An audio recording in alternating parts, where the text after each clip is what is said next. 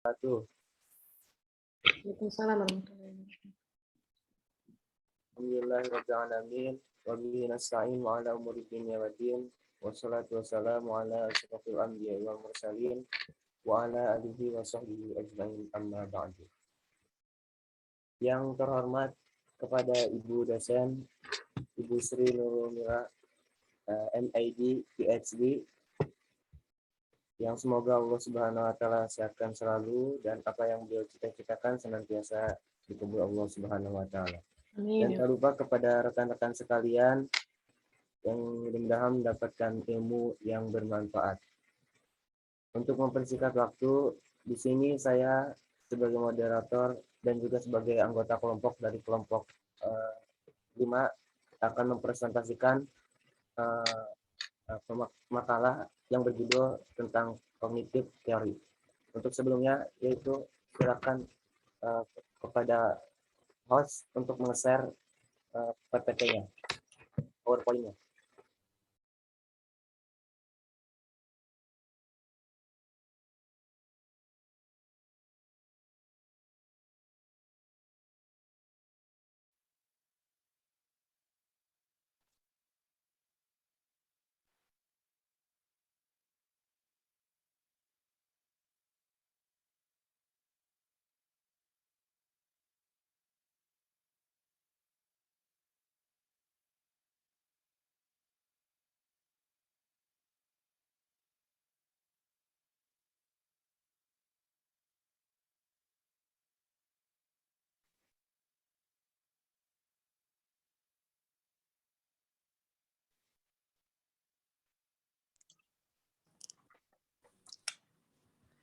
Oke, baik. Untuk selanjutnya yaitu pemaparan materi yang akan disampaikan oleh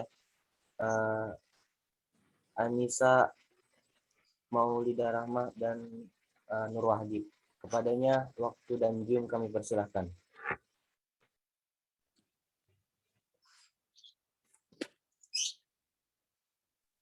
Bismillahirrahmanirrahim.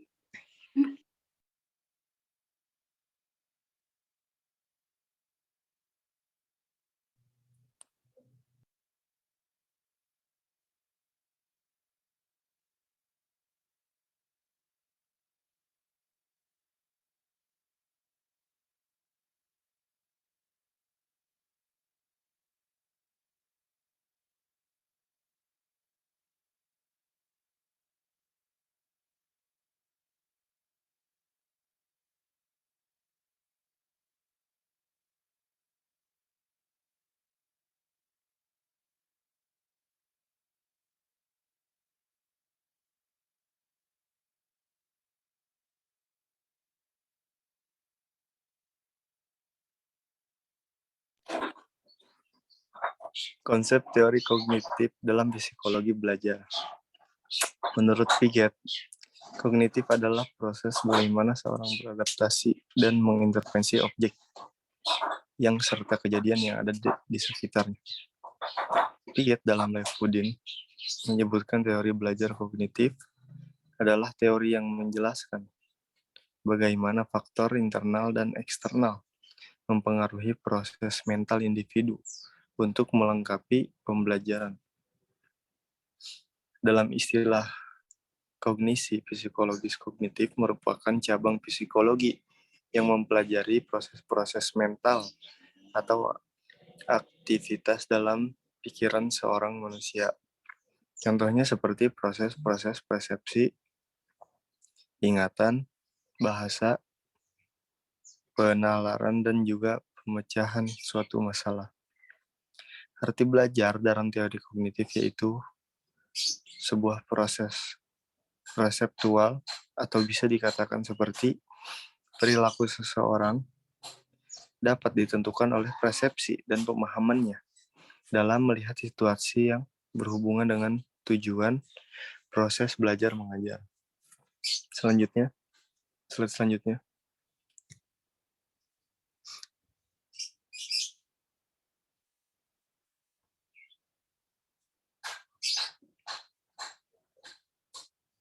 Teori perkembangan kognitif Piaget.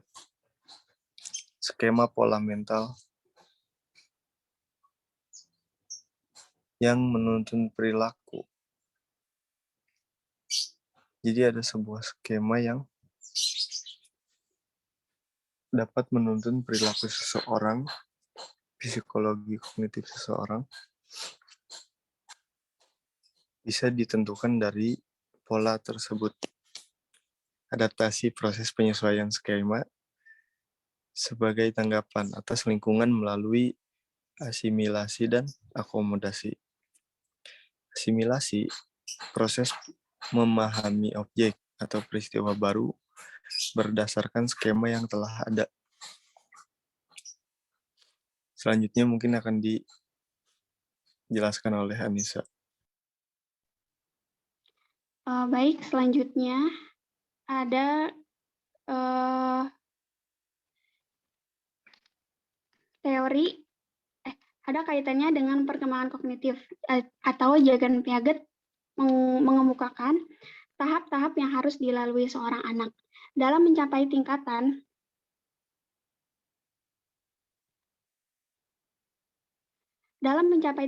perkembangan berproses berpikir formal. Teori ini tidak hanya diterima secara luas dalam bidang psikologi, tetapi juga sangat besar pengaruhnya di bidang pendidikan. Yang pertama yaitu tahap sensori motor, yakni pada anak hingga usia 2 tahun. Anak yang berada pada tahap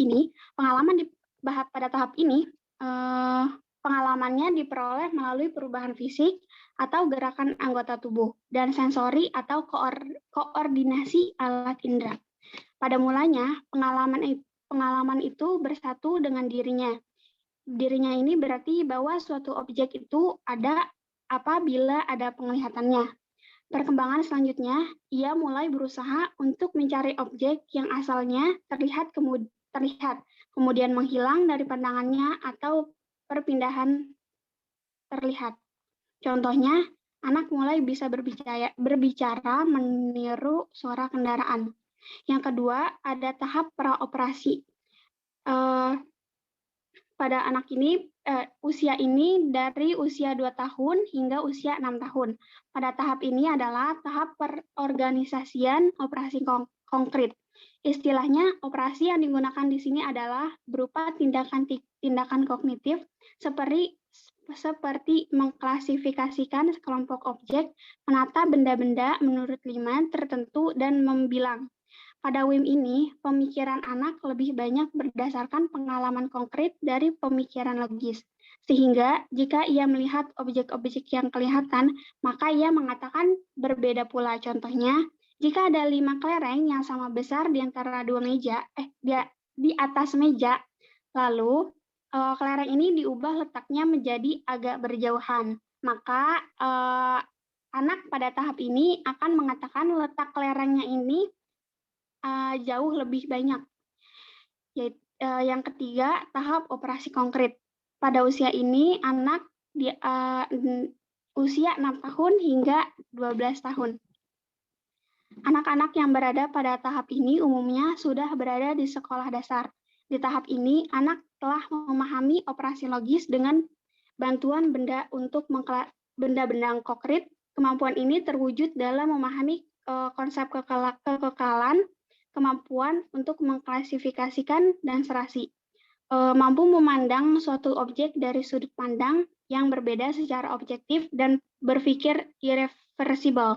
Contohnya, seorang anak diberi 20 bola kayu, 15 buah diantaranya berwarna merah. Apabila ditanyakan manakah yang lebih banyak, bola kayu atau bola yang berwarna merah, maka anak pada tahap operasional menjawab bahwa bola merah lebih banyak, sedangkan anak pada operasi konkret menjawab bola kayu lebih banyak daripada bola merah.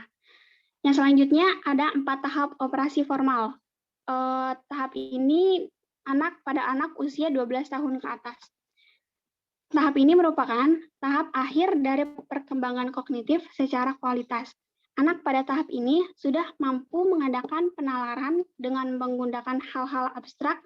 Penalaran yang terjadi dalam struktur kognitifnya telah mampu menggunakan simbol-simbol, ide-ide, abstraksi, dan generalisasi. Ia telah memiliki kemampuan-kemampuan melakukan operasi-operasi yang menyatakan hubungan-hubungan memahami konsep. Contohnya, anak dihadapkan pada dua gambar, yaitu gambar pak pendek dan pak tinggi. Di sini anak disuruh mengukur tinggi kedua gambar tersebut dengan menggunakan batang korek api dan dengan klip.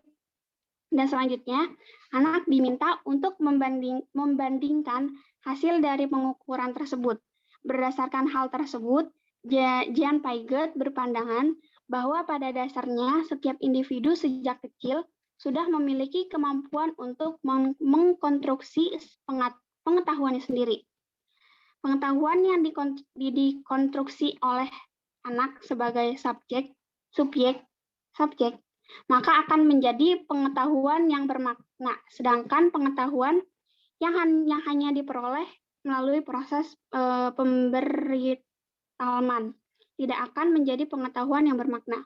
Pengetahuan tersebut hanya untuk diingat sementara setelah dilupakan.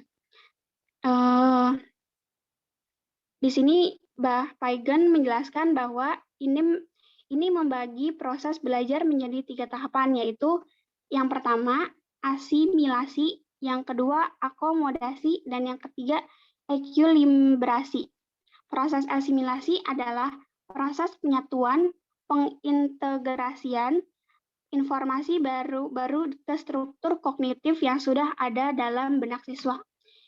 Lalu akomodasi adalah proses penyesuaian struktur kognitif ke dalam situasi yang baru. Sedangkan ekuilibrasi adalah proses penyesuaian kesinambungan antara asimilasi. Baik, selanjutnya.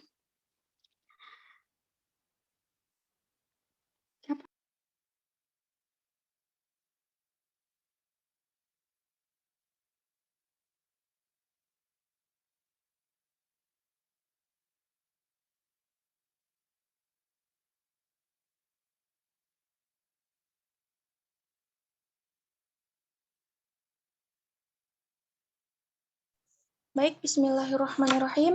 Saya akan menjelaskan atau mempresentasikan tentang tokoh teori kognitif. Yakni Jean Piaget yang lahir pada 9 Agustus tahun 1896 dan wafat tanggal 16 September tahun 1980. Beliau adalah seorang filsuf, ilmuwan, dan psikologi perkembangan dari negara Swiss yang terkenal karena hasil penelitiannya tentang anak-anak dan teori perkembangan kognitifnya. Jean Piaget merupakan ahli biologi dan psikologi yang merumuskan teori yang dapat menjelaskan fase-fase perkembangan kemampuan kognitif. Menurut Piaget, teori perkembangan kognitif mengemukakan asumsi tentang perkembangan cara berpikir individu atau seseorang dan kompleksitas perubahannya melalui perkembangan neurologis dan perkembangan lingkungan. Lalu dalam teori Piaget ini, perkembangan kognitif dibangun berdasarkan sudut pandang aliran strukturalisme dan konstruktivisme. Berdasarkan teori belajar kognitif Piaget, belajar merupakan proses perubahan persepsi dan pemahaman. Dengan kata lain, belajar itu tidak harus berbicara tentang perubahan tingkah laku atau sikap yang bisa diamati. Setiap orang pun memiliki pengalaman dan pengetahuan yang berbeda dan tertata rapi dalam bentuk struktur kognitif. Pengalaman dan pengetahuan inilah yang membuat proses belajar mengajar akan berjalan dengan baik. Teori ini dikatakan dapat berjalan dengan baik ketika materi pelajaran yang baru bisa beradaptasi dengan struktur kognitif atau kemampuan yang dimiliki oleh siswa. Baik, kemudian selanjutnya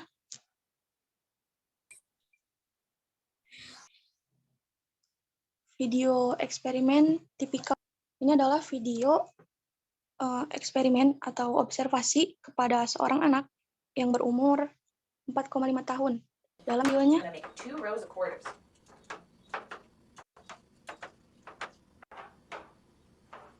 Okay. Does this row have more quarters? Does this row have more quarters, or are they the same? The same. The same?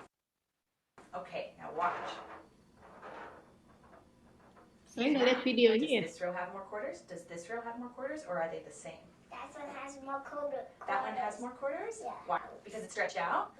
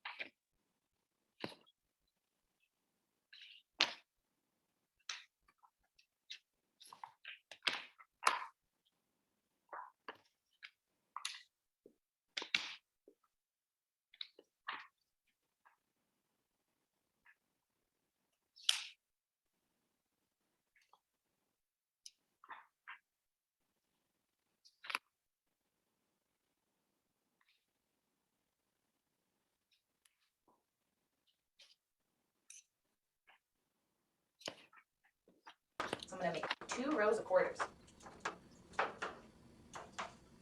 ya dalam video tersebut dapat dilihat seorang Does anak this row have more yang quarters? Does this row have more diperlihatkan quarters, or are they the same? The same. koin The same? dibariskan, Okay, watch.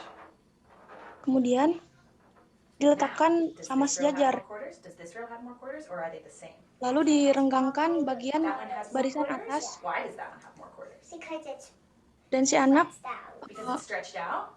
Okay, so how many are in mempunyai this row? perspektif tersendiri dengan perubahan 3, 4, 5. yang terlihat Okay, how dalam many are benda in this itu. row? 1, 2, 3, 4, 5. So, are there more in this row, or are they the same? The same. The same? Yeah. Okay. Okay, so we have 2 sticks. Is this stick longer? Is this stick longer, or are they the same? The same. The same? What about now? Kemudian Is this stick pada longer? Is this benda stick ini, longer, or are they the seorang same? anak menilai bahwa That stick is longer. yang This stick is tadinya longer? Yeah. Can you tell me why? Because you move lidi it atau over. tongkat itu So now it's sejajar, longer. namun ketika diubah Okay, posisinya, tell me. I'm gonna dia pour menilai water into each of these cups, yang and you're satu gonna have lebih to tell me panjang when they dari have the same penglihatan dia. amount, okay? Kemudian selanjutnya ada air yang dituang ke dalam 2 gelas yang tadinya sejajar ataupun sama Okay, tell me when this isinya. one is The same. the same. Those two Dia are the same menilai now? bahwa air itu Okay. sama The same? dalam isinya. Good. The way that's the same. Huh? Good. Okay, now watch this. Kemudian perempuan tersebut From this glass, mengganti I'm gonna pour it into this gelasnya glass. atau wadahnya dan airnya dimasukkan. Kemudian Does this glass have more water? anak tersebut Does this mulai glass have more berubah water, or are they the same? pemahamannya terhadap Has more water. perspektif This one has more isi water? air di dalam gelas tersebut. Because Dia that menilai one's bahwa higher than air di that. dalam gelas That one's higher than yang that tinggi one. lebih banyak dibanding gelas yang Does this pendek. ball have more Play-Doh? Does this ball have more Play-Doh, or are they the same? That one has more Play-Doh. That one has more? Yeah. Let's make them. Let's try and make them the Kemudian same. dalam bentuk Two of the lilin same. mainan, What about, si anak menilai bahwa dua-duanya what about now? sama dalam bentuk dan ukuran. They're the same now? Okay, now watch. Lalu setelah wanita tersebut merubah bentuknya, si anak tersebut mulai merubah pemahamannya bahwa yang lebih besar adalah yang Because that one's smushed. bulat, How karena yang about, satunya diubah menjadi pipih. how about now? Does this one have more Play-Doh? Does this one have more Play-Doh? Dan di saat The same. dua-duanya dibentuk sama kembali, si anak pun You roll that with merasa the kedua lilin mainan tersebut akhirnya sama besarnya. Okay. Did we share the graham crackers fair? Is this fair? Yes. Yes? Can you tell me why? Lalu it's dalam fair? bentuk biskuit, si anak I do. I have one? berpikiran bentuknya dan ukurannya Is that sama. fair? No. No? How about now? Now that's fair. Now that's fair? Dan Why is that fair? jumlahnya You have to- sama and I ketika have two. dipotong. Charm Safe Night menyerap hingga 12. Nah, demikian video tentang eksperimen atau observasi teori kognitif akan disampaikan oleh rekan kami.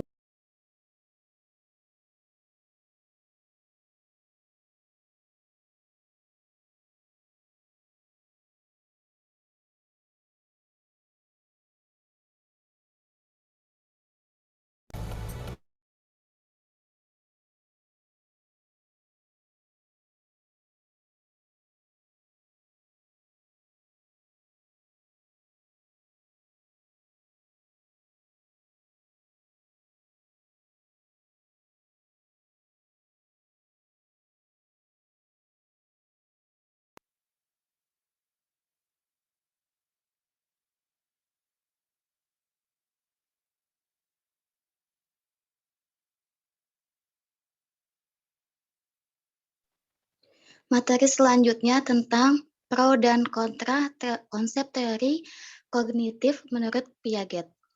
Jadi di dalam pro-nya ini, fokus Piaget pada perkembangan kualitatif memiliki dampak penting pada pendidikan, terutama dalam bidang bimbingan dan konseling. Meskipun pada awalnya Piaget tidak secara khusus menerapkan teorinya dengan cara ini. Untuk pendidikan seperti sekarang, banyak program pendidikan sekarang yang dibangun di atas keyakinan bahwa anak-anak harus diajar pada tingkat yang mereka sudah siap, kecuali dengan perkembangannya. Selain itu, sejumlah strategi instruksional telah dituturkan dari karya Piaget. Strategi-strategi ini termasuk menyediakan lingkungan yang mendukung, memanfaatkan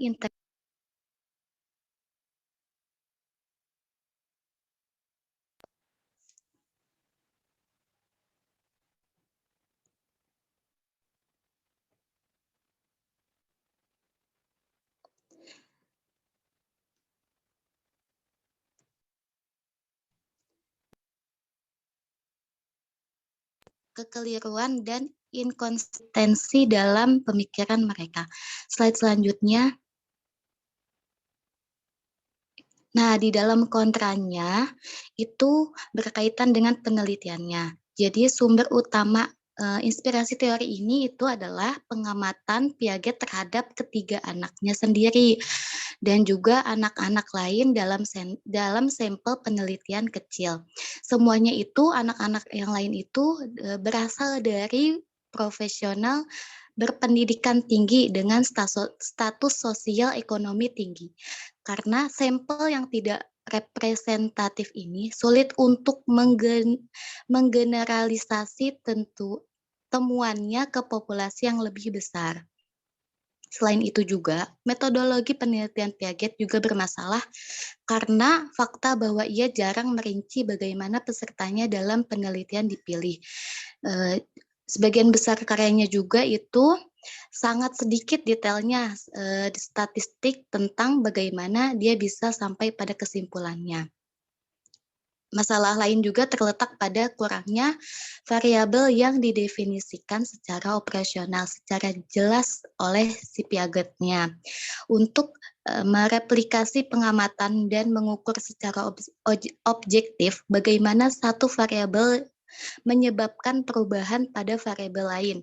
Peneliti perlu memiliki definisi yang sangat spesifik dari setiap variabel. Sebagian besar terminologi yang terkait dengan teori Piaget tidak memiliki definisi operasional ini, sehingga sangat sulit bagi si peneliti untuk mereplikasi karyanya secara akurat. Selanjutnya akan dibahas oleh rekan saya yang lain.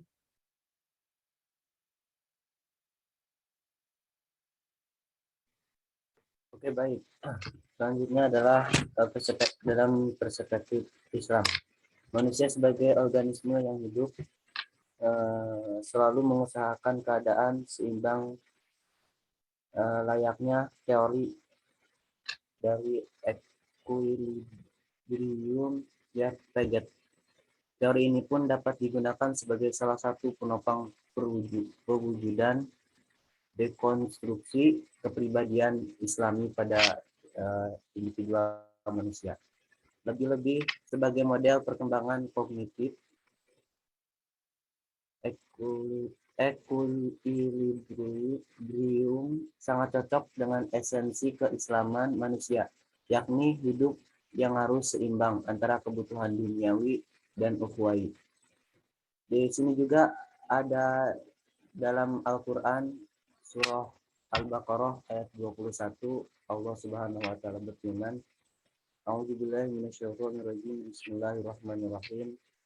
Wa minhum man yaqulu amanna wa minhum man yaqulu rabbana atina fid dunya hasanah wa fil akhirati hasanah wa qina adzabannar. Yang artinya, dan di antara mereka ada yang berdoa, ya Allah, berikanlah kebaikan di dunia kepada kami dan juga kebaikan di akhirat, dan lindungilah kami dari siksa api neraka. Pembentukan kepribadian Islami pada hakikatnya dapat disemaikan atau ditanamkan dalam jiwa pribadi di semua kalangan umat manusia. Apalagi jika mereka masih berstatus sebagai peserta didik, itu akan jauh lebih efektif, sebab pengelolaan lebih mudah dan akan lebih sistematis. Next, selanjutnya.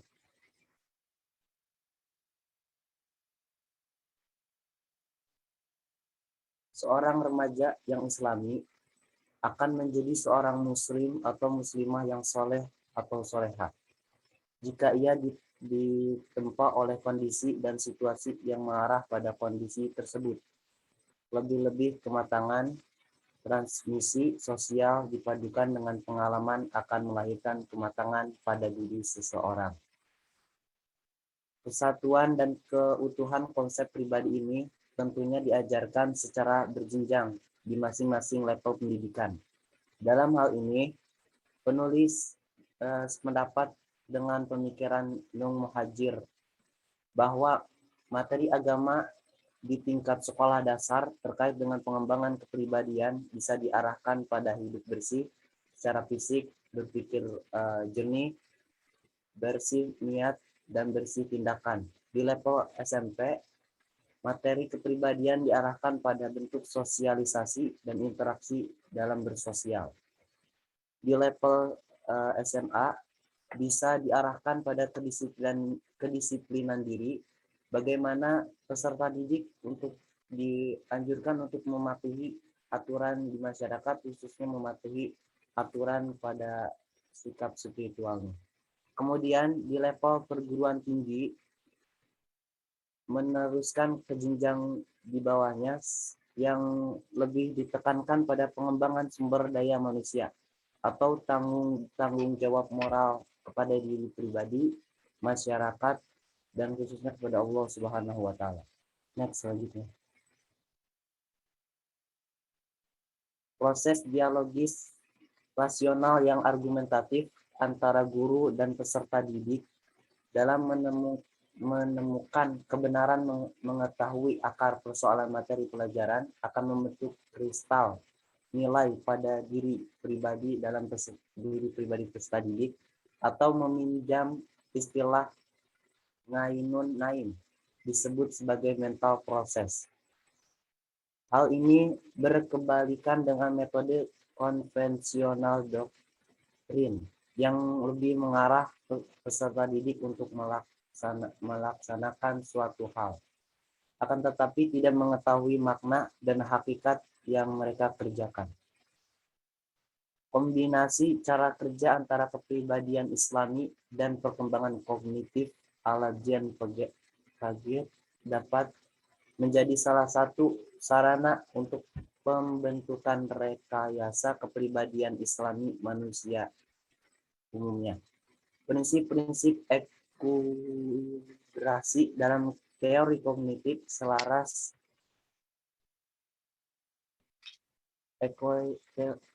dengan prinsip keislaman, yakni kepaduan antara urusan duniawi dan akhirat. Perwujudan percepatan kepribadian Islam pun bertumpu pada poros lintas disiplin keilmuan. Jadi masing-masing disiplin ilmu saling berhubungan dan saling bantu-membantu secara kolaboratif demi terwujudnya kepribadian yang Islami yang sesuai dengan tuntunan akidah Islam yang merujuk kepada syariat Islam, yaitu Al-Quran dan Hadis. Mungkin cukup sekian presentasi dari kelompok kami. Kurang dan lebihnya mohon dimaafkan. Untuk selanjutnya,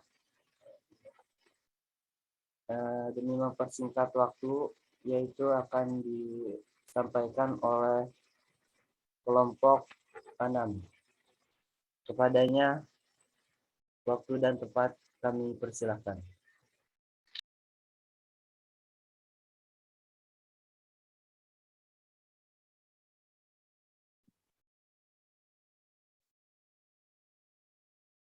Oke, silakan kelompok 6.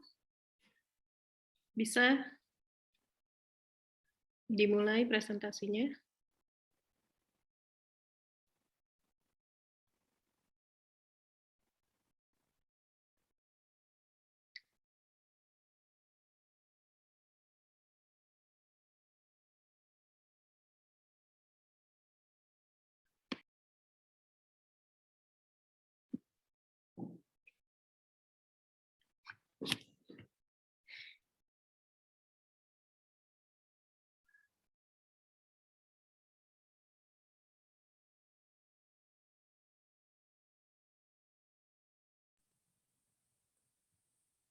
Assalamualaikum warahmatullahi wabarakatuh.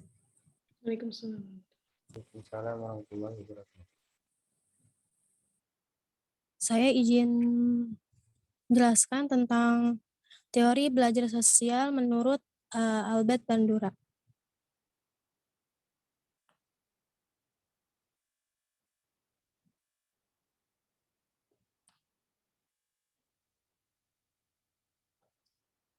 Di sini ada peta konsep. Yang pertama ada teori belajar sosial, biografi Albert Bandura, teori belajar sosial Albert Bandura, penelitian atau eksperimen Albert Bandura, teori modeling, kelemahan dan kelebihan teori Albert Bandura, pro dan kontra eksperimen Bobodol, perbandingan teori Albert Bandura dengan Islam.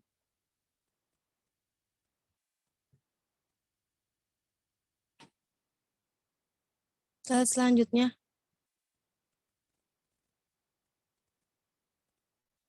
Teori belajar sosial, social learning theory adalah sebuah teori belajar yang relatif masih baru dibandingkan dengan teori-teori belajar lainnya. Teori belajar sosial telah memberi penekanan tentang bagaimana perilaku manusia dipengaruhi oleh lingkungan sekitar melalui penguatan reinforcement dan pembelajaran peniruan serta cara berpikir yang dimiliki terhadap sesuatu dan juga sebaliknya. Yaitu bagaimana tingkah laku dipengaruhi oleh orang yang ada di sekitar dan menghasilkan penguatan dan peluang untuk diperhatikan oleh orang lain. Nah, dalam teori ini juga terdapat 3 konsep yang menjadi dasar, yaitu yang pertama, manusia bisa belajar lewat observasi. Yang kedua, dengan kondisi mental berperan penting dalam pembelajaran. Yang ketiga, belajar sesuatu tidak menjamin perubahan perilaku. Selanjutnya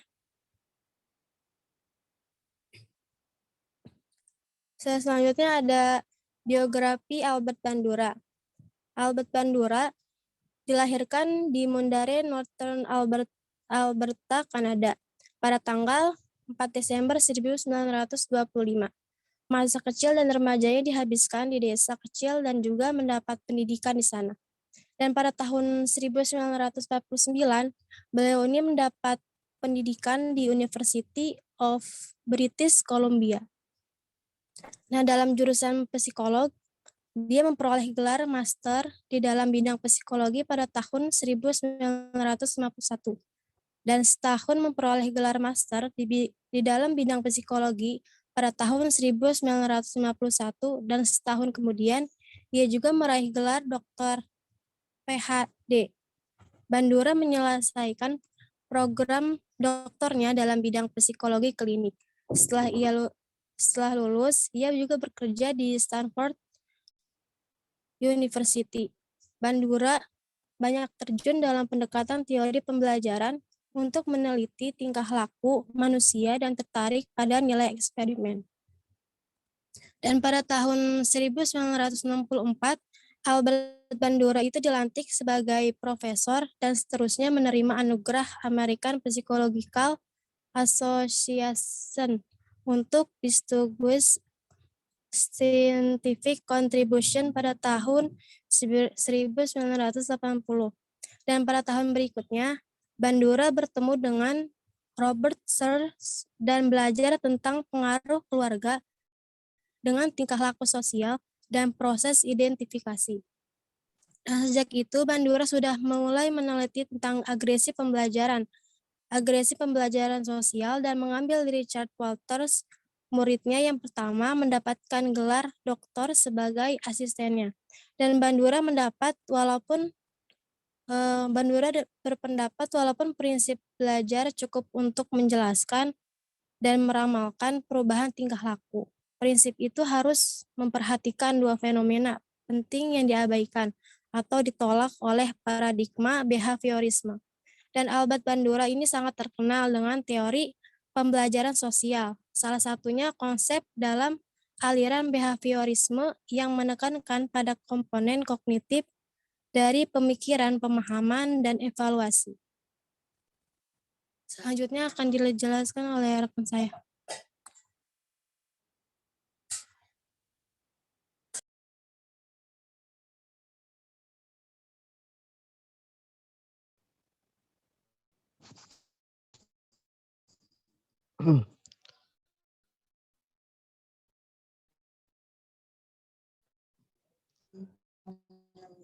Saya Albert Bandura, asal mulanya teori ini disebut learning, yaitu belajar dengan mengamati perilaku orang lain. Dasar pemikiran adalah belajar dengan cara mengamati perilaku individu, dan sebagai perilaku individu diperoleh sebagai hasil belajar melalui pengamatan atas tingkah laku yang ditampilkan oleh orang lain yang disajikan sebagai model. Teori belajar sosial yang terpenting ialah kemampuan seorang untuk memotretkan informasi dan perilaku orang lain, melakukan perilaku yang dipilih.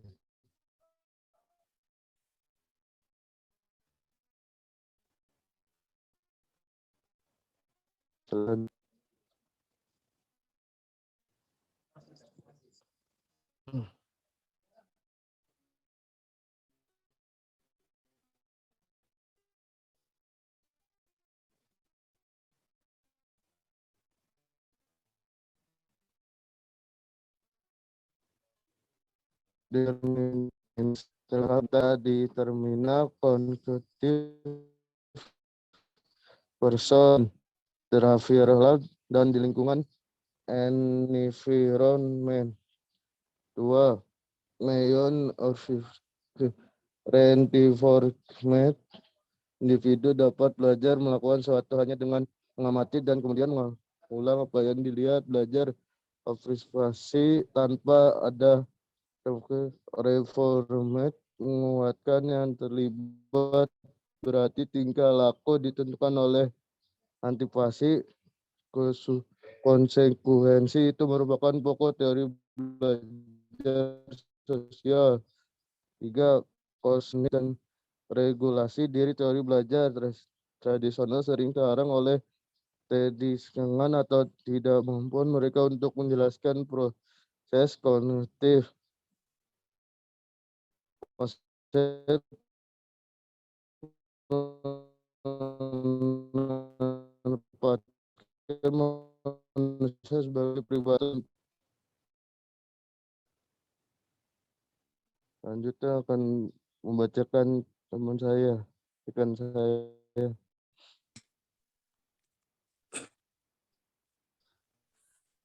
Selanjutnya, slide ke-7 adalah penelitian atau eksperimen yang dilakukan oleh Albert Bandura.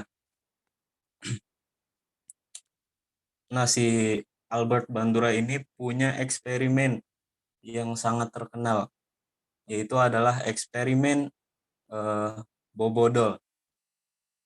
Yang mana eksperimen Bandura ini menunjukkan perilaku anak-anak prasekolah meniru perilaku agresif daripada orang dewasa di sekitarnya. Atau dalam bahasa Inggrisnya, social cognitive theory examines the process involved as people learn from observing others and gradually acquire control over their own behavior. Yang nggak tahu artinya. Nah, Bandura ini dia menyatakan gitu bahwa proses pembelajaran akan dapat dilaksanakan dengan lebih berkesan atau dengan sangat baik dengan menggunakan metode pendekatan atau modeling. Metode pendekatan atau modeling, permodelan. Nah, di sini si Albert Bandura ini menjelaskan nih bahwa aspek perhatian siswa terhadap apa yang disampaikan oleh seorang guru dan juga aspek peniruannya oleh siswa itu akan dapat memberikan kesan yang optimal pada pemahaman siswa itu sendiri. Slide selanjutnya. Nah, melihat eksperimen atau penelitian si Albert Bandura ini seperti apa sih? Nah, eksperimen yang dia lakukan itu pada tahun 1950-an.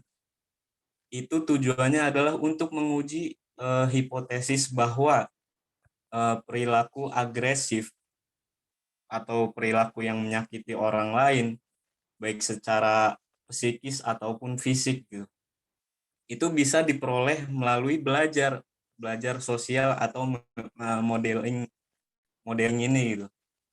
Nah, di dalam eksperimennya Bandura melakukan percobaan terhadap beberapa anak.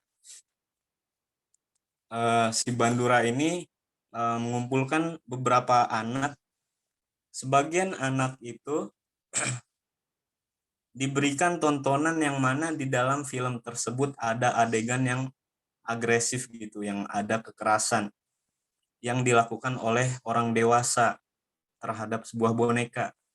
Nah, sebagian anak kecil yang lainnya itu diminta untuk menonton film yang dimana tidak ada sama sekali adegan kekerasan atau agresif. Nah, dari penelitian itu didapati nih bahwa si anak-anak yang sebagian menonton perilaku agresif itu meniru atau melakukan tindakan agresif terhadap boneka yang disediakan. Artinya di sini si anak yang ditontonkan dengan film yang ada adegan agresif, kekerasan, dan di mana di situ disediakan boneka, dia langsung tiru terhadap apa yang sudah ia lihat dari film tersebut. Seperti contoh mungkin seperti ini. Mungkin ada seorang siswa, murid dan guru yang mana si murid ini sangat mengidolakan, sangat menggemari si guru tersebut akan perilakunya, akan keilmuannya, sehingga bisa dikatakan keilmuan serta perilakunya si guru tersebut turun gitu. Nah, bisa jadi si murid ini yang sangat mengidolakan guru tersebut, dari mulai cara ia berbicara, cara ia berperilaku itu ditiru oleh si murid tersebut. Sampai kemanapun guru itu pergi, ia ikuti selalu di sampingnya. Maka bisa dikatakan bahwa perilaku seorang yang diidolakan itu pasti turun gitu, dengan melihat kondisi sosialnya seperti itu. Slide selanjutnya.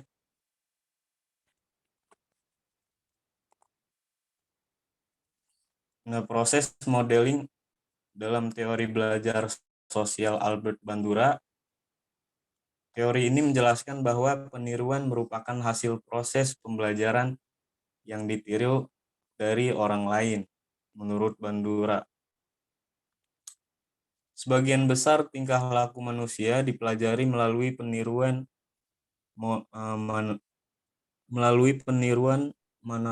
manapun penyajian.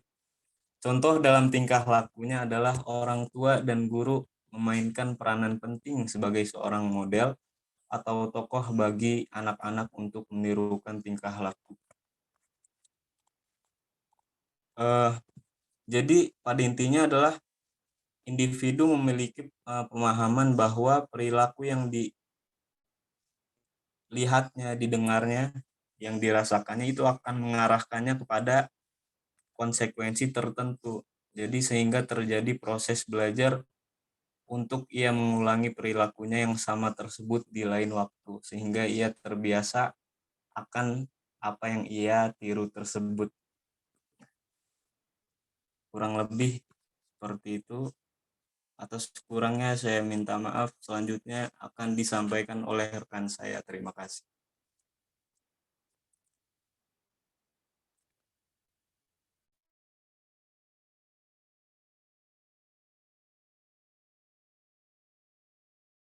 Baik, slide selanjutnya.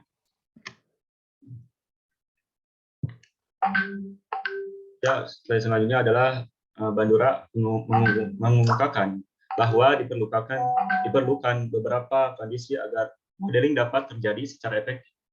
Beberapa kondisi tersebut seperti attention, yang pertama, yaitu subjek harus memperhatikan tingkah laku model untuk dapat mempelajarinya. Contohnya apa? Contohnya, apabila seorang individu ingin pandai bermain catur, ia harus mengamati secara seksama bagaimana strategi dan pergerakan yang dilakukan oleh pemain catur profesional. Yang kedua ada mengingat atau retention, yaitu subjek yang memperhatikan harus merekam peristiwa yang terjadi dalam sistem ingatannya. Cara paling sederhananya yaitu untuk mengingat adalah dengan cara rehasal atau mengulang apa yang ingin diingat secara terus-menerus. Yang ketiga ada reproduksi gerak atau reproduction, yaitu setelah mengetahui atau mempelajari sesuatu tingkah laku atau subjek yang juga dapat menunjukkan kemampuannya atau menghasilkan apa yang disimpan dalam bentuk tingkah laku tersebut. Contohnya adalah seseorang yang memiliki masalah artikulasi akan kesulitan mengucapkan sejumlah kata meskipun ia telah mendengar kata tersebut berulang kali. Yang ketiga, yang keempat, ada motivasi, yaitu sebagai penggerak individu untuk terus melakukan sesuatu. Selanjutnya, slide selanjutnya.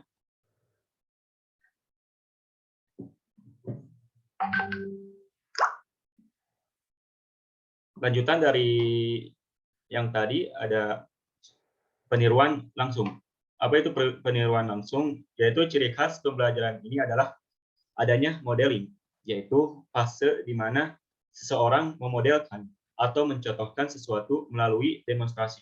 Bagaimana suatu keterampilan itu dilakukan, yaitu contohnya meniru gaya penyanyi yang disukai, atau seseorang melakukan gerakan atau gerakan-gerakan badminton yang dia sangat suka dengan salah satu pemain tersebut. Yang kedua ada peniruan tidak langsung, yaitu peniruan tak langsung adalah melalui imajinasi atau perhatian secara tidak langsung. Contohnya adalah meniru watak yang dibaca dalam buku, memperhatikan seseorang guru yang mengajarkan rekannya atau teman sejawat. Selanjutnya ada peniruan berkelanjutan, yaitu tingkah laku yang ditiru boleh ditonjolkan dalam situasi apapun. Contohnya adalah pelajar meniru gaya bahasa gurunya. Selanjutnya ada peniruan sesaat, yaitu tingkah laku yang ditiru hanya sesuai untuk situasi tertentu saja. Contohnya meniru gaya pakaian di TV, tetapi tidak boleh di sekolah. Selanjutnya peniruan gabungan, yaitu peniruan jenis ini adalah dengan cara menggabungkan tingkah laku yang berlainan, yaitu peniruan secara langsung dan tidak langsung. Contohnya adalah pelajar meniru gaya gurunya melukis dan yang mewarnainya daripada cara dia di buku yang dibacanya. Slide selanjutnya.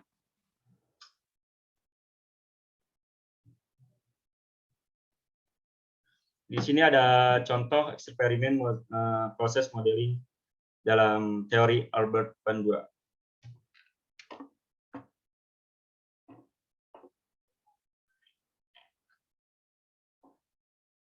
Seperti dalam video ini adalah peniruan langsung. Seperti yang disebutkan dari ciri khas pembelajaran ini tadi adalah adanya modeling, yaitu dipraktekkan di dalam video ini ada seseorang yang tidak bisa melakukan olahraga bermain bulu tangkis dan temannya bisa melakukan olahraga tersebut, dan diajarkanlah orang yang pertama tadi oleh temannya tersebut sampai bisa. Yang kedua ada proses peniruan tidak langsung, yaitu ada seseorang yang melihat video dalam handphone tersebut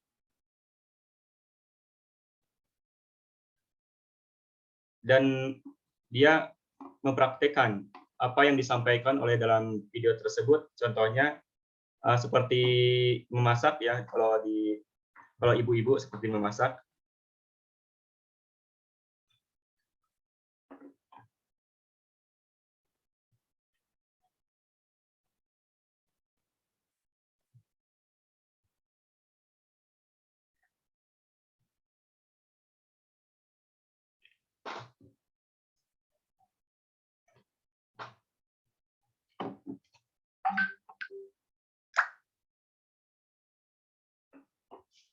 Selanjutnya ada contoh peniruan gabungan secara tidak langsung dan langsung, yaitu seseorang yang menonton video yang bagaimana cara melakukan gerakan taekwondo, dan mereka melakukan gerakan tersebut, akan tetapi mereka lebih mudah untuk meniru kepada temannya yang lebih bisa.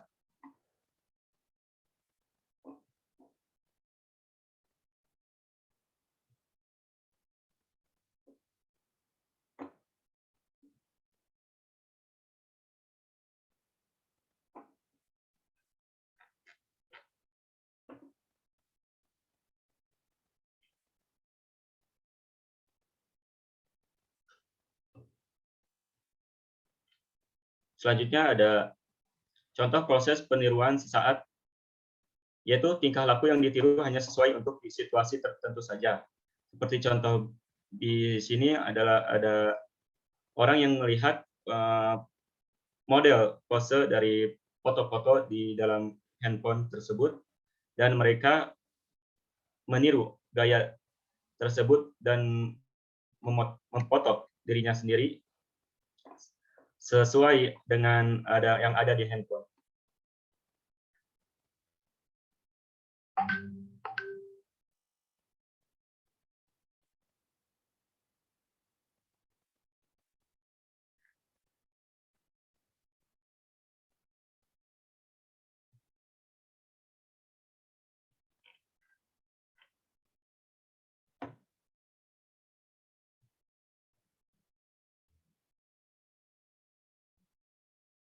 Selanjutnya ada contoh proses peniruan berkelanjutan, yaitu tingkah laku yang ditiru boleh ditonjolkan dalam situasi apapun. Contohnya dalam video ini, seseorang yang memungut sampah dan dibuangnya ke tempat sampah dan dilihat oleh temannya.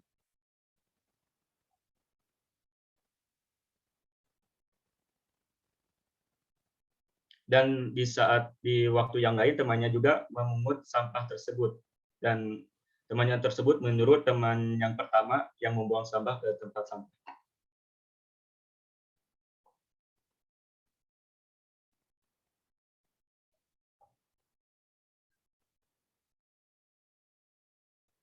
Baik, hanya itu saja yang bisa saya sampaikan. Selanjutnya saya kembalikan kepada teman saya.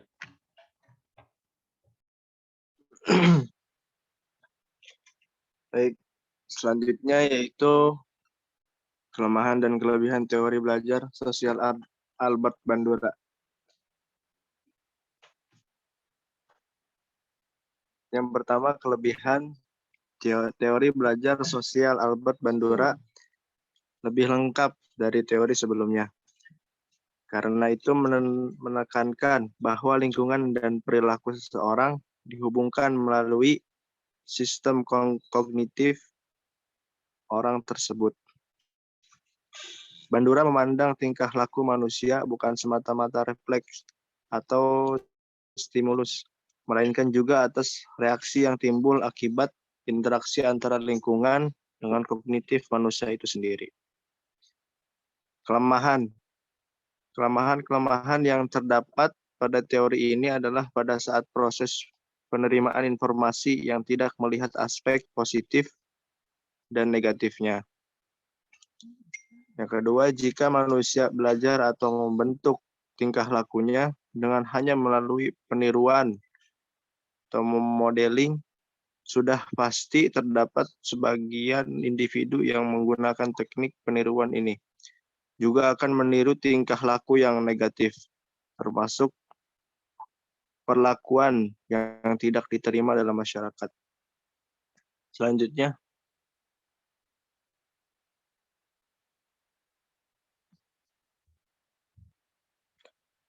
pro dan kontra teori belajar sosial Albert Bandura. Eksperimen Bandura tetap menjadi salah satu studi paling terkenal dalam psikologi.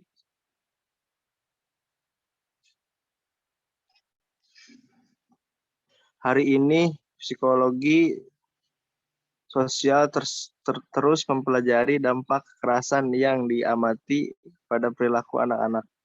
Dalam beberapa dekade sejak percobaan boneka Bobo, telah ada ratusan penelitian tentang bagaimana mengamati kekerasan berdampak pada perilaku anak-anak. Saat ini para peneliti terus merenungkan pertanyaan apakah kekerasan yang disaksikan anak-anak di televisi dan film atau melalui video game diterjemahkan menjadi perilaku agresif atau kekerasan di dunia nyata. Kontra. Pertama, dikatakan bahwa anak-anak sebenarnya tidak termotivasi untuk menunjukkan agresi ketika mereka memukul boneka Bobo.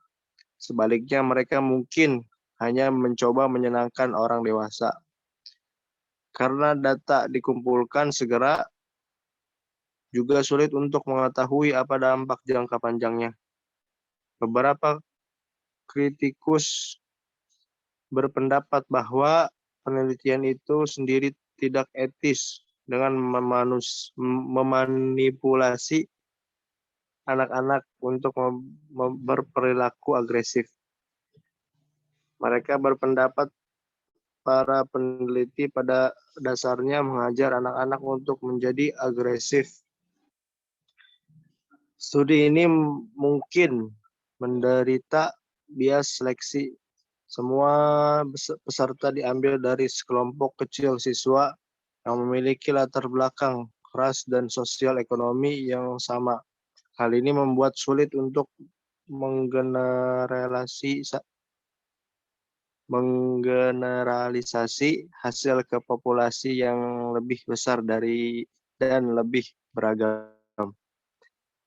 Selanjutnya dialihkan oleh rekan saya. Baik, yang selanjutnya saya akan menjelaskan teori belajar sosial Albert Bandura dalam perspektif Al-Quran. Teori belajar sosial yang dikembangkan oleh Albert Bandura memiliki kesamaan atau kesesuaian dengan Al-Quran, yaitu dalam belajar.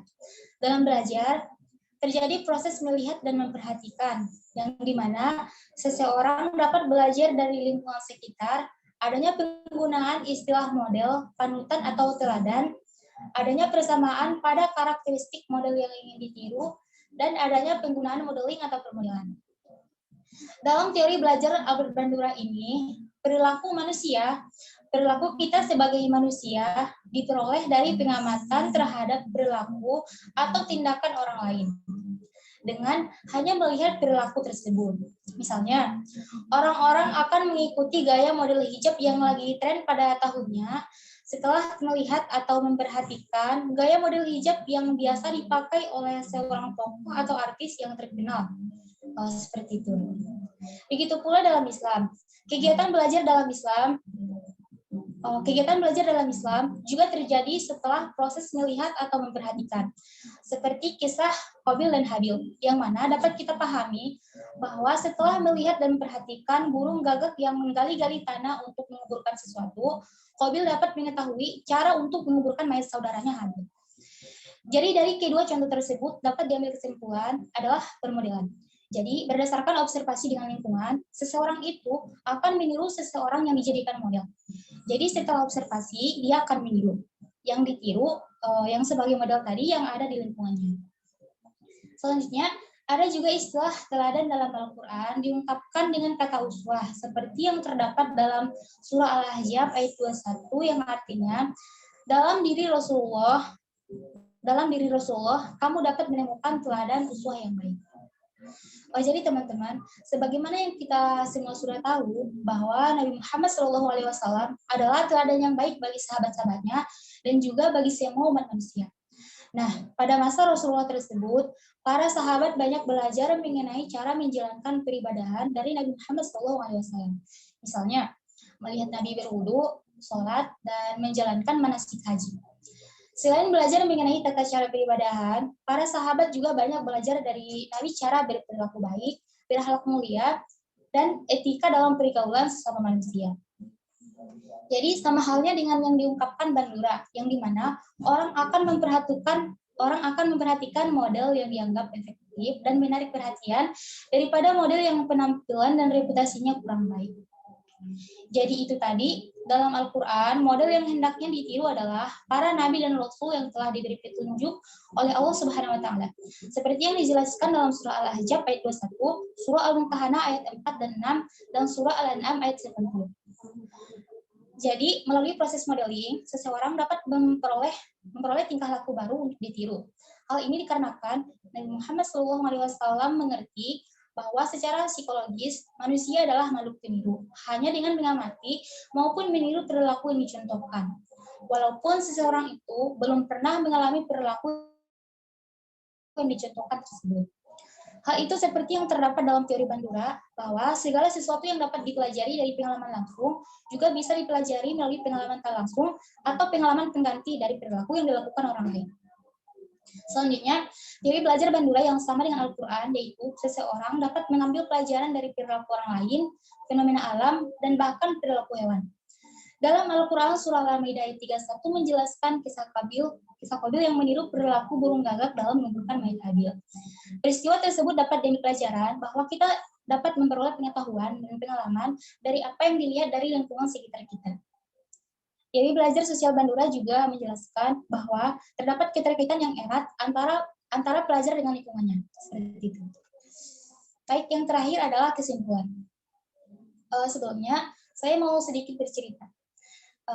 Belum lama ini, salah satu teman saya menceritakan kondisi anak saudaranya yang punya kebiasaan mengumpat, terutama ketika permintaannya tidak dituruti. Jelas ibunya khawatir kan, kenapa sang anak bisa menjadi seperti itu. Informasi lebih jauh, ternyata ayahnya si anak tadi menunjukkan perilaku yang serupa. Bagaimana kaitan hal tersebut? Fenomena tersebut dapat dijelaskan dengan teori belajar sosial seperti yang telah kami jelaskan tadi. Teori yang menekankan bagaimana lingkungan, terlebih perilaku orang lain, dapat menjadi model dari munculnya perilaku tertentu seseorang. Itulah kenapa si anak tadi bisa meniru perilaku sang ayah, karena lingkungan itu sangat berpengaruh dengan perilaku atau sikap sosial seseorang. Social Learning Theory atau teori belajar sosial menurut Albert Bandura. Sedikit profil tentang beliau. Albert Bandura lahir di Kanada pada tanggal 4 Desember 1925 dan wafat pada tanggal 26 Juli 2021. Bandura adalah Profesor Emeritus di Stanford University, salah satu tokoh legend psikologi. Beliau adalah teori belajar sosial dan berada pada urutan keempat sebagai tokoh psikologi yang paling sering dikutip sepanjang masa. Bandura mengkritik teori Skinner yang selalu menekankan pada subjek hewan, bukan pada subjek manusia, yang berinteraksi satu sama lain. Nah, dari sanalah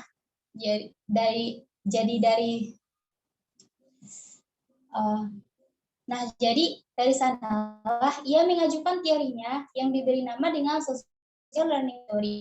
Dalam teori ini mengatakan bahwa kita sebagai manusia kebiasaannya senang belajar dan mudah meniru dengan apa yang kita lihat. Bandura pun ingin membuktikan bahwa teorinya ini benar. Jadi apa yang Bandura lakukan untuk membuktikan bahwa teorinya itu benar? Jadi Bandura membuktikannya dengan menjalankan satu eksperimen, yaitu eksperimen Bobodol atau eksperimen boneka Bobo. Jadi Bobodol itu boneka yang kalau kita dorong, tendang ataupun memukulnya, Bobodol akan jatuh dan bisa berdiri lagi. Kira-kira seperti itu. Jadi di sini saya sedikit menjelaskan lagi bagaimana eksperimen Bobodol. Tapi sebelumnya minta tolong ditayangin dulu video yang ada di slide 8 karena tadi rekan saya sepertinya lupa untuk menayangkannya.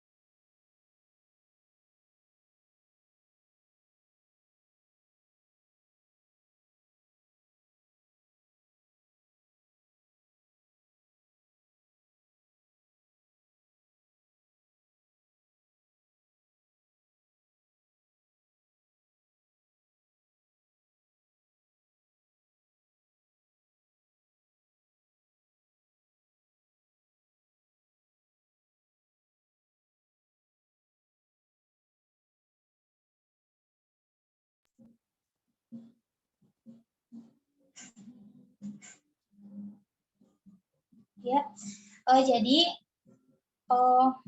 pada awalnya eksperimen ini dilakukan pertama kali di mana Bandura menempatkan seorang anak usia sekolah di dalam sebuah ruangan.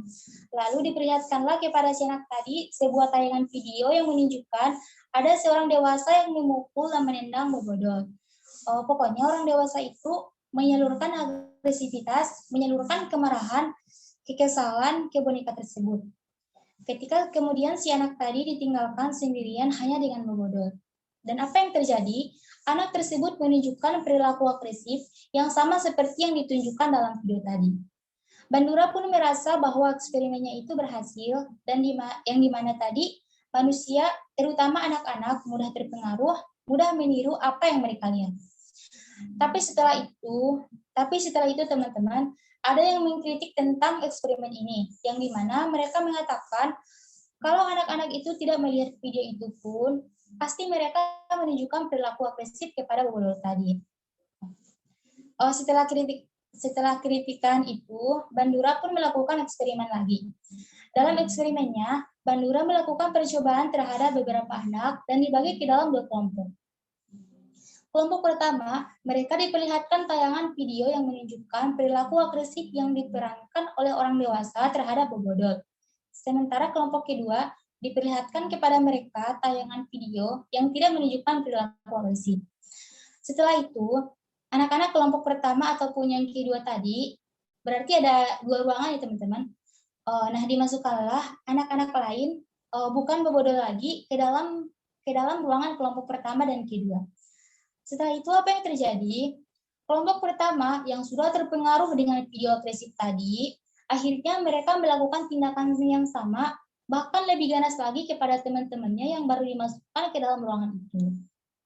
Nah, jadi dari sini terbuktikanlah teori Albert Bandura yang dimana anak-anak dan manusia tentunya belajar secara sosial. Belajar secara sosial maksudnya mereka belajar dengan mengamati orang lain. Dengan mengamati orang lain melakukan sesuatu, anak-anak dan juga orang dewasa mempelajari sebuah perilaku. Nah, ini akhirnya dikenal dengan social learning theory atau teori belajar sosial. Memang tidak semua orang mudah terpengaruh dengan apa yang kita lihat. Cuman kalau anak-anak cepat belajar dan mudah terpengaruh dengan apa yang mereka lihat. Meniru tidak tergantung pada aturan atau hukum tertentu, tetapi tergantung pada seberapa dominan lingkungan itu mempengaruhi kita. Oleh karena itu, kalau anak-anak sebaiknya kita menunjukkan contoh yang baik, supaya nanti mereka pun meniru perilaku kita yang baik itu. Baik, teman-teman, mungkin itu yang dapat kami sampaikan. Saya serahkan kepada moderator. Terima kasih kepada kelompok 6 yang telah mempresentasikan materinya terkait tentang social learning theory atau teori belajar sosial. Untuk mempersingkat waktu, selanjutnya yaitu pembahasan atau penambahan yang akan ditambahkan oleh Ibu terkait tentang cognitive theory beserta social learning theory kepada Ibu Sri Nurumilah SPD MID PhD. Waktu dan dunia kami persilahkan. Oke, baik. Terima kasih Bapak Rifanza, Pak Moderator ya. Koreksi, bukan MID. Ya, itu dibacanya MID gitu. Oke, nggak apa-apa. Ya baik, terima kasih ya untuk kelompok 5 dan 6 atas presentasinya. Kemudian kalian kan ada kelas lagi jam 10 ya? Masih ada kelas nggak? Masih, Bu. Masih. Oke, gini. Karena sudah pukul 9.35 ya. Tadi lumayan agak panjang presentasinya dari 2 kelompok. Saya mungkin tidak bisa memberikan pembahasan yang terlalu lama ya, karena waktunya juga sudah cukup mepet. Hanya sekedar nanti untuk bahasan detailnya insya Allah kita lakukan di kelas ya. Kalau kalian setuju untuk offline pekan depan. Rabu pekan depan jam 8 atau mau lebih pagi boleh gitu ya. Misalkan mau mulai jam 7 oke ya. Saya jam 7 udah di kampus ya setiap hari insya Allah gitu. Oke, jadi yang harus kalian pahami adalah ya, poin yang harus dipahami adalah bahwa di 4 teori belajar yang sudah kita bahas di 2 pekan lalu ya, mereka masuk dalam kategori behavioristik gitu. Kategori behavioristik. Ya, itu yang harus kalian pahami. Nah, behavioristik itu apa? Oke, behavioristik adalah sebuah pemahaman ya, atau kalau mau dibilang mazhab juga boleh gitu ya. Sebuah mazhab atau aliran dalam psikologi yang meyakini bahwa proses belajar, ingat ya, kalau saya sampaikan proses belajar perilakunya ya. Jadi proses perubahan perilaku seseorang tidak perlu melibatkan unsur kognitif. Gitu. Artinya tidak perlu ada unsur pemahaman. Gitu. Kenapa? Karena perilaku itu bisa dirubah semata-mata karena adanya pengkondisian. Gitu. Ingat ya. Nah, pengkondisian itu secara sederhana bisa kita katakan tanda kutip pemaksaan. Gitu. Paham ya? Kenapa pemaksaan? Ya karena contoh ketika ada konsep hukuman ya, mereka sebetulnya nggak mau, gitu. Mereka sebetulnya nggak mau datang ke kelas on time misalnya. Tapi karena ada sejumlah hukuman yang ditawarkan, ya akhirnya mereka terpaksa. Nah itu seperti itu.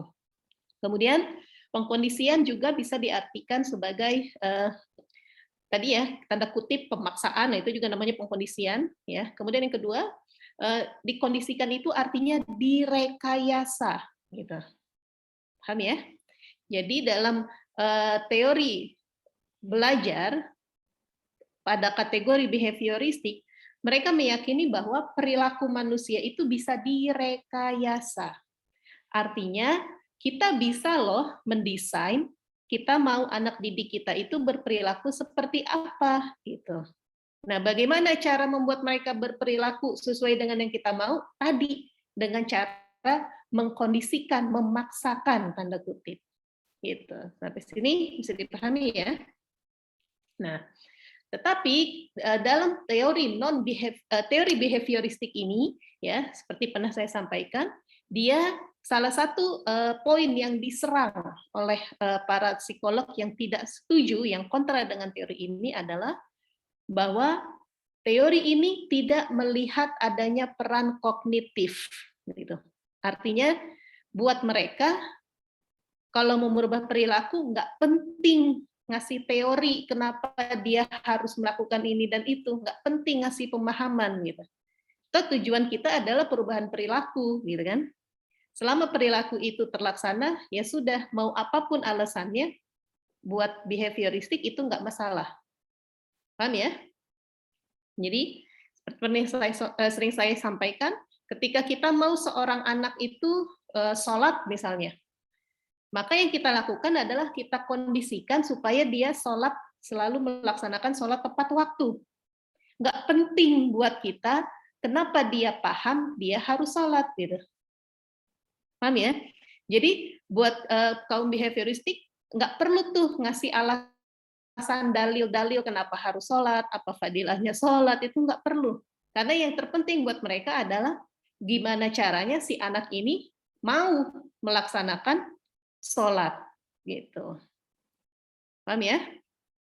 Nah, kemudian kalau dalam teori kognitif, nah tadi yang sudah dibahas, walaupun sebetulnya pembahasannya agak sedikit kurang pas ya, kalau menurut saya. Jadi secara sederhana, dalam teori kognitif, mereka menekankan bahwa kalau kita mau merubah perilaku seseorang, apalagi perubahan perilaku itu secara permanen, ya, maka hal yang harus dilakukan adalah kita berikan dia pemahaman. Gitu. Jadi kalau kita mau anak kita rajin sholat 5 waktu, kita harus berikan dia pemahaman. Kenapa dia harus melaksanakan sholat? Gitu. Nanti kalau anak ini sudah paham, maka dia akan dengan sendirinya ya dia akan merubah perilakunya dari yang tidak sholat menjadi sholat. Itu kalau inti dari teori kognitif seperti itu. Nah, tadi yang dijelaskan oleh kawan-kawan kalian lebih kepada tahapan kognitifnya, gitu ya. Tapi proses kognitif itu sendiri tidak tersampaikan. Nggak apa-apa, nanti insya Allah saya sampaikan di pekan depan ya. Gitu, bagaimana proses kognitifnya. Jadi yang tadi disampaikan itu lebih kepada psikologi perkembangan kita di semester lalu, gitu ya, bahwa memang benar ya dalam proses kognitif, ya, dalam seseorang memahami sesuatu itu ada tahapannya. Itu yang tadi disampaikan oleh Piaget. Ya. Yang video yang ditampilkan oleh kawan kalian, masih ingat ya? Kenapa dia menganggap bahwa ketika ada percobaan gelas, air di dalam gelas, ya, padahal 2 gelas itu volumenya sama. Tapi ketika satu air dipindahkan ke gelas yang lebih tinggi, dia menganggap air yang lebih tinggi itu lebih banyak dari gelas yang lebih pendek, gitu. Padahal sebetulnya volumenya sama. Nah, kenapa dia menjawab seperti itu? Ya, karena menurut Piaget, ingat ya, pembagian kognitif ya, mereka masih ada dalam kategori operasional konkret. Ya. Artinya kemampuan berpikirnya, kemampuan kognitifnya, atau kemampuan mengolah informasinya hanya sebatas pada hal-hal yang bersifat konkret. Konkret itu artinya hanya kepada hal-hal yang terlihat dari mata dia, gitu. Itu namanya konkret. Gitu. Kenapa dia bilang gelas lebih tinggi itu isinya lebih banyak? Ya memang posisinya lebih tinggi. Dia nggak melihat pada dimensi yang lain, gitu. Dimensi yang lain lebarnya kah, gitu ya? Dia nggak melihat pada itu. Oke, nah kalau kalian ditanya kemudian masih menjawab seperti tadi, nah berarti itu ada yang salah dengan proses kognitif kalian. Gitu. Oke, nah itu tadi untuk kognitif. Kemudian insya Allah nanti saya jelaskan lebih lanjut pekan depan ya. Lalu untuk yang social learning theory, ini sebetulnya dia nyambung dengan kognitif. Ya. Social learning sama-sama menekankan tentang pemahaman. Nah, tapi kalau pada social learning namanya saja sosial. Sosial itu artinya ada interaksi dengan orang lain. Ya. Jadi secara sederhana dalam social learning theory, ya tadi sebenarnya sudah disampaikan dengan baik ya, bahwa setiap kita, terutama anak-anak, mereka akan selalu mencoba memahami apa yang mereka dapatkan dari orang sekitarnya. Ya, bahasa gampangnya sih niru gitu ya. Modeling gitu kalau bahasa psikologisnya. Modeling ya, artinya sebenarnya kalau kita mau lihat seperti apa perilaku orang tua ya ketika di rumah, mudah kita lihat saja bagaimana perilaku anaknya gitu. Mulai dari cara bicaranya, mulai dari kemampuan mengontrol emosinya gitu ya, mulai dari pokoknya semuanya gitu ya, karakternya itu bisa kita katakan ngejiplak di anaknya. Kenapa? Karena tanpa disadari si anak ini sebenarnya dia selalu mencoba untuk memahami apa yang dilakukan oleh orang tuanya gitu. Dan dia akan memahaminya seperti ini. Oh, ternyata seperti itu ya caranya gitu. Paham ya? Jadi ketika misalnya ada seorang na'udzubillah min dzalik gitu ya. Ada seorang laki-laki misalnya seorang bapak dia suka mukulin ibunya gitu. Maka pasti anak-anaknya pun akan kasar sama ibunya gitu. Kenapa? Karena si anak ini memahami ya bahwa yang dipahami oleh si anak ini adalah jadi kan dia melihat, ketika dia melihat dia mendapat informasi dan informasi ini diolah di otaknya sehingga menghasilkan pemahaman bahwa oh ternyata seperti itulah cara memperlakukan ibu gitu. Paham ya? Dan nanti ketika dia punya istri, dia pun kemungkinan besar akan melakukan hal yang sama seperti apa yang dilakukan oleh bapaknya kepada ibunya. Kenapa? Karena dari situlah dia memahami. Gitu. Oh, kalau istri itu diperlakukannya seperti ini gitu. Paham ya? Nah, itu yang disebut dengan social learning theory. Artinya anak itu akan merubah perilakunya mengikuti apa yang dia lihat gitu. dari lingkungan sekitar, ya, termasuk ya kalau saat ini kan anak-anak itu lihatnya ke seluruh dunia gitu ya, artinya dari TV gitu ya, apalagi sekarang sudah ada YouTube ya, sudah bebas sekali gitu. Jadi jangan aneh kok ada anak kampung kayaknya pergaulan begitu-gitu gitu ya. Dia lihat, dia mencontoh gitu ya dari TV, dari YouTube lah, dari IG dan segala macam gitu. Oke, sampai sini ya, mudah-mudahan bisa dipahami. Karena waktunya juga sudah mepet ya. Jadi alhamdulillah sudah terlaksana presentasi dari 6 kelompok ya. Dan nanti saya tunggu untuk link postingan di YouTube. Jadi gini, kalian bikin aja misalkan channel YouTube PAI 4A gitu ya, psikologi belajar 4A. Dibikin private saja gitu. Ya, karena saya perlu link ini hanya untuk dokumentasi ya, untuk rekam jejak dari perkuliahan ini gitu saja. Oke. Ya, mudah-mudahan bisa dilaksanakan. Dan sekali lagi, silakan nanti didiskusikan. Saya menunggu keputusan apakah kalian mau kelas offline atau online di pekan depan. Ya. Buat saya sih lebih memudahkan online, gitu. Tapi saya mau memberi kalian kesempatan, gitu. Kan nggak seru, masa satu semester kita nggak ada tatap mukanya sama sekali. Gitu.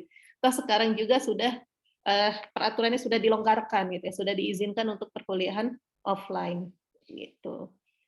Oke, seperti itu ya.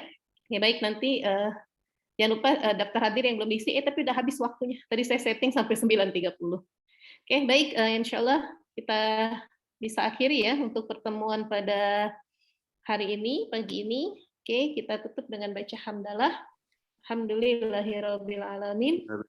Dan doa kafaratul majlis. Subhanakallahumma wa bihamdik asyhadu an la ilaha illa anta astaghfiruka wa atubu ilaik. Oke, assalamualaikum warahmatullahi wabarakatuh. Waalaikumsalam warahmatullahi wabarakatuh. Waalaikumsalam warahmatullahi wabarakatuh. Ya.